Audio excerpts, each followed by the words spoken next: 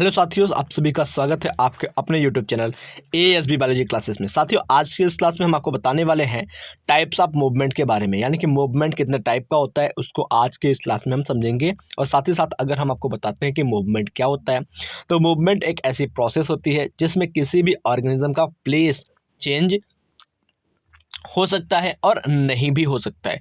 अगर मूवमेंट के द्वारा किसी भी ऑर्गेनिज्म का प्लेस चेंज होता है तो उस मूवमेंट को हम लोकोमोशन कहेंगे, और अगर प्लेस चेंज नहीं होता है तो उसको केवल और केवल मूवमेंट के नाम से जानेंगे। तो सबसे पहले अगर हम बात करते हैं टाइप्स ऑफ मूवमेंट की, तो टाइप्स ऑफ मूवमेंट क्या होते हैं आपके कई मुख्य रूप से 3 प्रकार के होते हैं। और कौन कौन से होते हैं, जैसे अगर हम बात करते हैं नंबर 1 पर अमोबॉइड मूवमेंट होता है, सिलियरी मूवमेंट होता है और मस्कुलर मूवमेंट होता है। तो इन तीनों मूवमेंट को हम अच्छे से डिटेल से समझेंगे। चलिए आज की इस क्लास को शुरू करते हैं बिना किसी देरी के और समझते हैं एक एक पॉइंट को।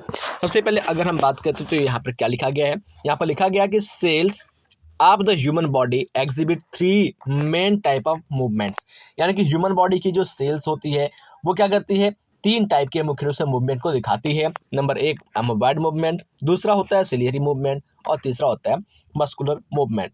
तो इन तीनों मूवमेंट के बारे में हम अच्छे से जानेंगे। चलिए आगे चलते हैं। तो यहाँ पर क्या लिखा हुआ है इसको समझते हैं। देखिए, some specialised cell in our body like macrophage and leucocytes in blood, ठीक है, एग्जिबिट्स अमीबॉइड मूवमेंट। यानी कि अगर हम बात करते हैं अमीबॉइड मूवमेंट की, तो अमीबॉइड मूवमेंट जो होता है वो किस में पाया जाता है, तो अमीबॉइड मूवमेंट पाया जाता है हमारे बॉडी में प्रेजेंट कुछ स्पेशल टाइप के सेल होते हैं। जैसे कि अगर हम बात करते हैं माक्रोफेज की, तो माक्रोफेज में क्या होता है, अमीबॉइड मूवमेंट पाया जाता है। ल्यूकोसाइट की बात करते हैं तो इसमें भी क्या होता है, अमीबॉइड मूवमेंट पाया जाता है। तो ये एनसीईआरटी की मेन पॉइंट्स हो गई जिसको मैंने आपको बता दिया। अब अगर हम बात करते हैं आगे की पॉइंट्स में, तो आगे की पॉइंट्स में क्या लिखता है ये, it is affected by the pseudopodia formed by the streaming protoplasm। यानी कि अगर हम बात करते हैं तो ये जो आपके माक्रोफेज होते हैं, ल्यूकोसाइट होते हैं, ये अमीबॉइड मूवमेंट दिखाते हैं क्योंकि इनके अंदर अमीबा के ही जैसे स्यूडोपोडिया का निर्माण होता है इनके स्ट्रीमिंग प्रोटोप्लाज्म में। जब स्ट्रीमिंग प्रोटोप्लाज्म के द्वारा स्यूडोपोडिया का निर्माण होता है तो इसमें अमीबॉइड मूवमेंट दिखाई देता है। तो आई होप आप इस चीज़ को अच्छे तरीके से समझ पा रहे होंगे। अब अगर हम बात करते हैं स्केलेटल एलिमेंट की, तो skeletal elements like microfilament are also involve in the amoeboid movement. यानी कि अगर हम बात करते हैं अमीबॉइड मूवमेंट की, तो अमीबॉइड मूवमेंट को अगर इस एक पैराग्राफ की बात करते हैं तो यहाँ पर पूरा का पूरा अमीबॉइड मूवमेंट के बारे में लिखा हुआ है, जिसमें आपको बताया गया है कि अमीबॉइड मूवमेंट जो होता है वो अमीबा जिस तरीके से मूव करता है ठीक उसी तरीके से अमीबॉइड मूवमेंट होता है। और मुख्य रूप से जो अमीबॉइड मूवमेंट होती है वो माइक्रोफेज और ल्यूकोसाइट के अंदर होती है, ठीक है। माइक्रोफेज और ल्यूकोसाइट के अंदर उपस्थित जो आपके क्या होते हैं, स्ट्रीमिंग प्रोटोप्लाज्म होते हैं, वो स्यूडोपोडिया का फॉर्मेशन करते हैं और उसी स्यूडोपोडिया के द्वारा इसमें मूवमेंट होता है। इनके अंदर उपस्थित जो साइटोस्केलेटल एलिमेंट होते हैं, जैसे अगर हम बात करते हैं माइक्रोफिलामेंट की, ये माइक्रोफिलामेंट भी क्या करती है, इन्वॉल्व होती है अमीबॉइड मूवमेंट के अंदर। तो आई होप आप इस चीज़ को अच्छे तरीके से समझ गए होंगे। चलिए दूसरे नंबर पर बात करते हैं हम सिलियरी मूवमेंट के बारे में। सिलियरी मूवमेंट क्या होता है, इसको समझना, इसको जानना बहुत ही जरूरी होता है, और मैं एकदम सिंपल तरीके से एनसीईआरटी की लाइन को एक्सप्लेन कर रहा हूं ताकि आपको हर चीज़ें अच्छे तरीके से पता चल जाए। चलिए आगे देखते हैं। तो यहाँ पर सबसे पहले इस चीज़ों को हम इरेज कर लेते हैं, फिर देखते हैं यहाँ पर क्या लिखा हुआ है, इसको देखिए। Ciliary movement occur in most of the internal tubular organs which are led by the ciliated epithelium, lined by the ciliated epithelium। यानी कि अगर हम बात कर रहे हैं तो ये लाइन साफ साफ कह रहा है कि जो सिलियरी मूवमेंट होता है वो पाया जाता है ज़्यादातर इंटरनल ट्यूबुलर ऑर्गन्स के अंदर, जिसकी जो दीवार होती है वो बनी होती है सिलियरी या सिलिएटेड एपिथेलियम टिश्यू से। आई होप आप इस चीज़ को अच्छे तरीके से समझ पा रहे होंगे।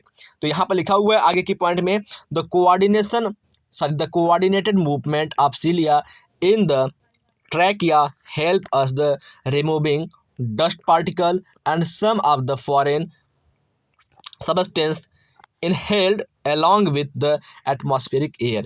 यानी कि अगर हम बात कर रहे हैं तो यहाँ पर लिखा गया है कि जो हमारे बॉडी के अंदर जो इनर ऑर्गन होती है, जिसमें विशेषकर आपके ट्रैकिया आती है, तो ट्रैकिया के अंदर क्या होता है भैया, ट्रैकिया के अंदर आपकी सिलिया पाई जाती है, और वो सिलिया क्या करती है, कोऑर्डिनेट मैनर में हेल्प करती है हमारे ट्रैकिया से डस्ट पार्टिकल को हटाने की और साथ ही साथ फॉरेन सब्सटेंस को सांस लेते के दौरान बाहर निकालने की और अंदर भेजने की काम करती है। आगे बात करते हैं पॉजेजेस अ ओवा, ठीक है, possesses of ova through the female reproductive tract is also facilitated by the ciliary movement। कहने का मतलब ये है कि ओवरी से जब ओवम निकलता है तो उस ओवम को एम्पुला तक लाने के लिए फैलोपियन ट्यूब में सीलिया पाया जाता है और वह सीलिया लगातार मूव करता रहता है, जिस वजह से ओवम ओवरी से निकलने के बाद फैलोपियन ट्यूब के एम्पुला रीजन तक पहुंच पाता है। तो आई होप आप इस चीज़ को अच्छे तरीके से समझ पा रहे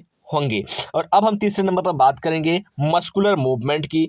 मस्कुलर मूवमेंट क्या होता है उसको भी जानना ज़रूरी होता है। देखिए यहाँ पर अगर हम बात करते हैं तो यहाँ पर लिखा गया है movement of our limb, jaw, tongue ETC, यानी कि अगर हम बात करते हैं मूवमेंट किस में होती है, हमारे लिम हाथ पैर में होती है, जा यानी कि जबड़े में होती है जब हम बोलते हैं, टंग यानी कि जब हम कुछ बोलते हैं तो हमारा जुबान हिलता है, ETC बहुत सारे अंग रिक्वायर्ड द मस्कुलर मूवमेंट, इसमें क्या होता है मस्कुलर मूवमेंट होता है। तो आई होप आप इस चीज़ को अच्छे तरीके से समझ पा रहे होंगे कि मस्कुलर मूवमेंट किस में पाया जाता है। तो मस्कुलर मूवमेंट मुख्य रूप से पाया जाता है आपके लिम्ब में, जॉ में, जीभ में और बहुत सारे अंगों में पाया जाता है। The contractile property of the muscles are effectively used for locomotion and other movement by the human beings and majority of the muscular organism। Sorry आगे बात करते हैं। तो यहाँ पर लिखा गया है कि जो मसल्स होती है उसमें अगर कॉन्ट्रैक्शन होता है, कॉन्ट्रैक्टाइल प्रॉपर्टी पाई जाती है, तो वही कॉन्ट्रैक्टाइल प्रॉपर्टी क्या करती है यूज किया जाता है लोकोमोशन के लिए और इंसानों के द्वारा बहुत सारे अदर मूवमेंट को रिप्रेजेंट करने के लिए। अगर हम बात करते हैं जितने भी मल्टी सेलुलर ऑर्गेनिज्म होते हैं उस मल्टी सेलुलर ऑर्गेनिज्म के अंदर मस्कुलर मूवमेंट पाया जाता है। अब आगे बात करते हैं इसका, तो यहाँ पर लिखा गया है कि